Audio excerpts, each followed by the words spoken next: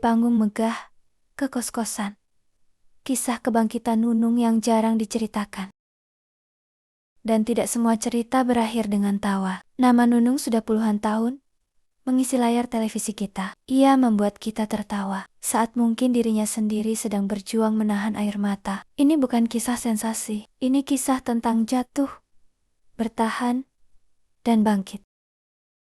Adalah bagian dari sejarah. Sri Mulat, komedi rakyat, humor yang hidup dari keresahan sehari-hari. Di masa kejayaannya, Nunung hampir selalu bekerja. Acara TV, panggung, hingga undangan ke berbagai kota. Saat itu, hidup terlihat stabil. Penghasilan ada, nama besar melekat, dan seperti banyak orang, ia pun merasa semuanya akan terus berjalan seperti itu.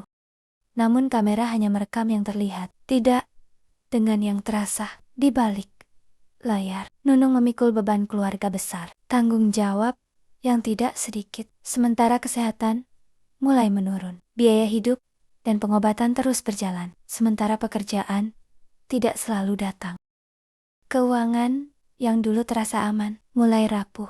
Nunung dihadapkan pada pilihan sulit, bertahan dengan apa yang ada atau melepas aset demi hidup berjalan. Dan satu persatu, aset itu pun dijual.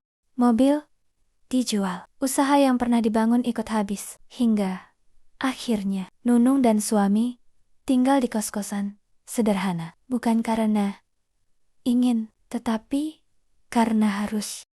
Judul-judul besar bermunculan. Komedian legendaris jatuh miskin. Bagi publik, ini berita. Bagi Nunung, ini kenyataan pahit. Namun ia tidak membantah, tidak mengelak. Ia memilih jujur. Nunung mengakui kesalahannya, mengakui hidup yang tidak selalu terkelola dengan baik. Tidak semua orang mampu berdiri di depan kamera dan berkata, "Ya, saya sedang susah." Dan disitulah banyak orang mulai menghormatinya. Di usia yang tidak muda lagi, dengan tubuh yang tidak selalu kuat, Nunung tetap bekerja. Ia tidak menunggu belas kasihan. Ia mencari kesempatan, sekecil apapun. Podcast, acara, televisi, konten digital, bukan panggung besar seperti dulu. Namun, cukup untuk kembali berdiri. Dari sinilah hidup Nunung mulai tertata kembali. Rekan-rekan lama datang, memberi ruang, memberi kepercayaan, bukan karena iba, tetapi karena melihat tekad. Nunung membuktikan ia masih layak dipercaya. Hari ini, Nunung hidup lebih sederhana, tidak lagi mengejar kemewahan, tidak lagi mengejar sorotan. Yang ia kejar hanya satu, ketenangan. Mama, terus saudara-saudaraku semua, anak-anakku, aku tuh cuman pengen butuh tanya kabar aku deh gitu. Ya mungkin karena kalau aku dianggap lebay, monggo. Sampai ada yang nganggap aku bipolar, monggo. Sampai ada yang nganggap aku ini monggo terserah. Itu semua akan mengalami. Seorang ibu yang sudah usianya nggak muda lagi, jauh dari anak keluarga, sanak keluarga, ditanyain kabar itu pasti pengen banget lah. Iya kan? Gitu loh. Nah, hanya itu aja. Kenapa mereka nggak peka? Kenapa harus jadi rame kayak gini gitu loh? Yang akhirnya kan juga sebetulnya aku tuh kasihan.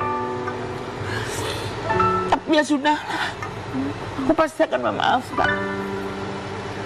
Berikan kepada kita apa yang Tuhan berikan kepada kita, paling nggak kita harus menerima dulu. Tapi yang penting kan kita kembali lagi kepada Allah, bahwa Kau yang memberi, Kau yang bisa menyelesaikan. Ya, di samping menerima kan kita tetap harus ikhtiar kan gitu ya.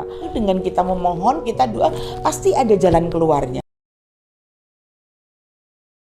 Mengajarkan kita bahwa jatuh tidak pernah memilih siapa, tapi bangkit selalu soal pilihan. Dan Nunung memilih untuk bangkit. Jika kamu sedang berada di titik terendah, ingat, ini bahkan orang yang membuat kita tertawa pernah nyaris menyerah. Terima kasih sudah menonton. Jangan lupa subscribe untuk kisah inspiratif lainnya.